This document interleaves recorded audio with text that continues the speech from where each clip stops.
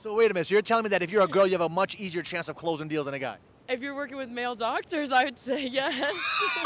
We're here in Miami, Brickell, doing interviews in the streets. We're asking people amazing questions to inspire you guys, to inspire the youth. So support this channel, subscribe to the channel, like and comment. If you want some questions that you want us to ask in the streets, let us know. Let's go.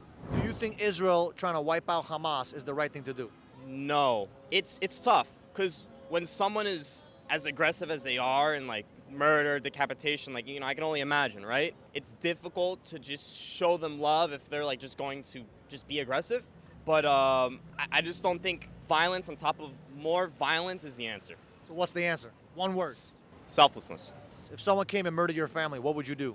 Well, I hope to not be in that situation or that they don't arrive at that. But I'd have to forgive that person and not assume the perspective that they did, and is that, you know, I have to resort to violence and take away someone's life and opportunity to potentially improve, you know, even if they're in a dark place or doing dark things. I love that mindset and perspective, and you, listen, I commend you for thinking that way, but not many can think that way. Not many can think that way. It's got to start somewhere, man. Maybe people in a place of influence, like maybe celebrities and influencers and things like that, if they were to come out and think that way, more people would think that way, so it has to start somewhere.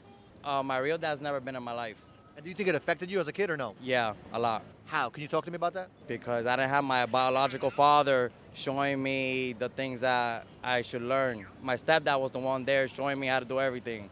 He was the one who gave me a glove and how to learn how to catch a ball and go fishing and climb a tree and do things that kids supposed to be doing that we used to do when we were younger. So let me ask you a question. Why do you think a lot of fathers are not there for their children, in your opinion? Sometimes it's not only the father, sometimes it's the mother as well. They choose for their child not to be with their father. I already went through that. The mother, my oldest son, she decided to take him to Arizona, so I don't really have a relationship with him. And how does that affect you on a daily basis?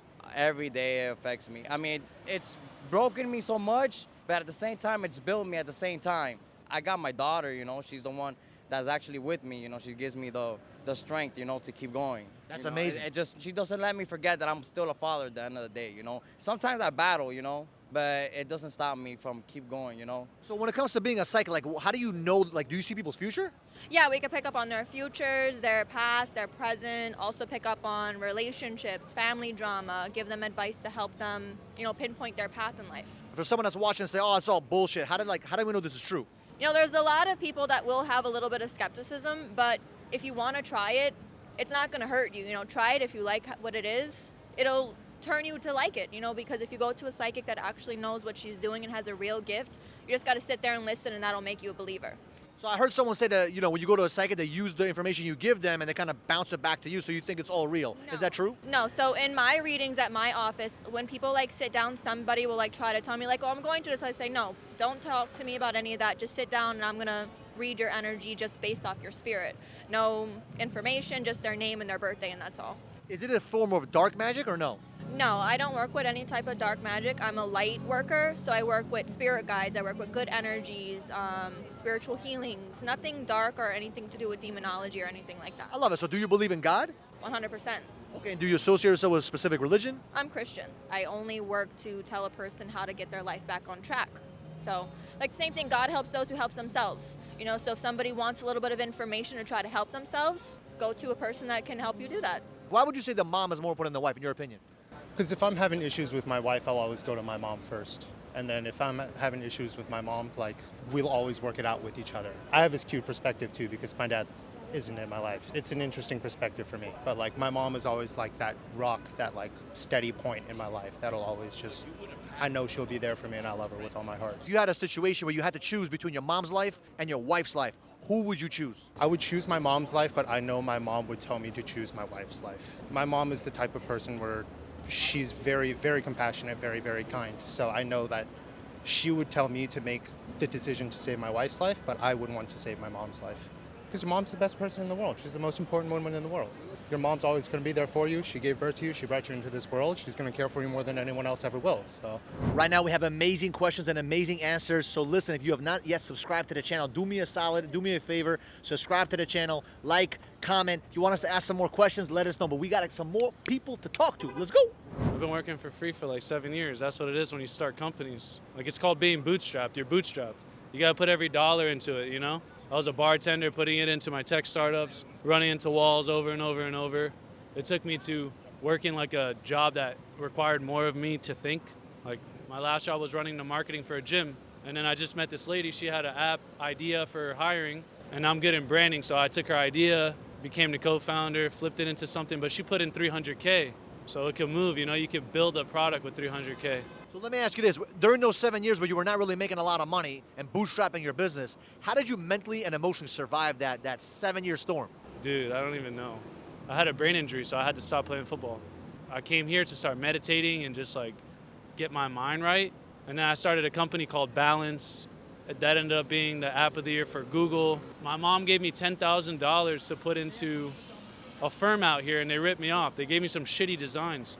So I just had to learn it myself. Like, it's been hard for sure. Wow, I love that. So let me ask you this. Someone that's going through what you're going through, what are some words of advice you would give them? Because they're going through that bootstrap phase, and they're in that 3rd year, 4th year, 6th year, maybe even the 8th year. What would you tell them? Never quit, but make sure that your idea is validated. If it's not validated, if people don't want to buy it or they don't care, then you need to get a new idea. You need to attack something with a mission too. If you have your mission behind it, everything will work out. If you can go back to the day that you made a decision to be with the woman that you were with and created the children you created, would you change that? I've thought about that. I thought about, oh, what if things were different? What if I could go back to the woman I was with, the mother of my son? But not no more, not right now. Now you're good. Now I'm good. But if you can go back and change it, would you or no? I will go back and change it, but not to be with her, but to build a relationship as friends and for us to be co-parents. So you think that because you made some bad choices in the past, you're not able to be there for your children? I've made a lot of bad choices. Maybe that's one of the reasons why they kind of kept them away from me. But those bad choices, I could, sit down and talk to my kids and be like, listen, this is what dad did, and those were the consequences. Someone that's watching this, they're a young father, they're about to make that bad choice and bad decision you made a long time ago. What would you tell them? It's never too late. It's never too late to change. So wait a minute, so you're telling me that if you're a girl, you have a much easier chance of closing deals than a guy? If you're working with male doctors, I would say yes. So you're basically saying that you look at them and they just sign a deal? No, I think like being really, really friendly and sorry to everyone out there, if you're a female, use it to your advantage. Get some scrubs that show the legs and just be super friendly. Don't be too flirty, but you just gotta pick up on the vibes, you know? So let me ask you this, what has been the toughest thing that you've experienced while going out there and grinding and hustling? Because it's still a grind at the end of the day. Oh yeah, I think the hardest thing is sometimes doctors can be disgusting and it's really gross. Really? Especially ortho doctors, they have a really big ego. Cross the line and then it's just annoying. For those that are trying to get into sales and they're females, do you recommend they get into it or no? Yeah, definitely. Why? You can go get the bag.